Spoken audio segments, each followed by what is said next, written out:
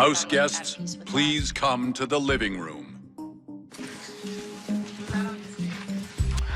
As of today, March 21st, the number of confirmed cases of COVID-19 globally is 266,073. There have been 11,184 deaths, and there are cases in 183 countries and territories. Sorry, my parents are supposed to be in Italy, like right now.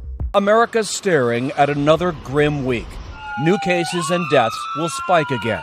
Without a vaccine, social distancing remains key because only the virus can predict its course. I think things are going to be permanently changed coming out of this until we get to a vaccine and we can fully vanquish this. We're not going to see a V-shaped recovery or a quick snapback, absent the ability to get a highly effective drug in the hands of doctors that can mitigate the risk. We're looking at a year probably, or a year to a little bit more than a year for the development of vaccine, although I have to tell you, we are working very hard with industry and manufacturers to try to accelerate that timetable. That's a long time, so you're saying best case scenario next April? I think that's the best case scenario at this point, although we're really pushing hard to bring it sooner to the American people. The race for the vaccine is the one that has outed in the most kind of like nationalistic terms, both in the United States and China, as sort of like an arms race. But you're also seeing a huge investment in vaccine research from the nonprofit sector.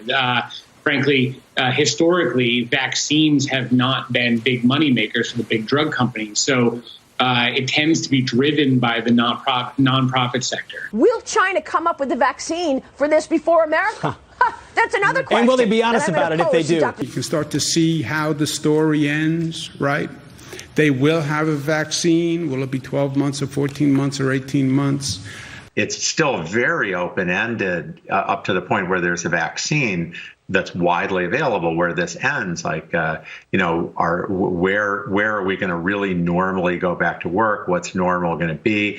Will this go to the southern hemisphere and then come back, or just go to states that didn't shut down and come back? I really don't know.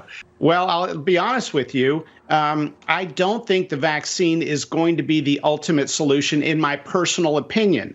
We heard Dr. Fauci talk about an HIV vaccine for years. And guess what? It was antiviral medications that was used ultimately to control that disease.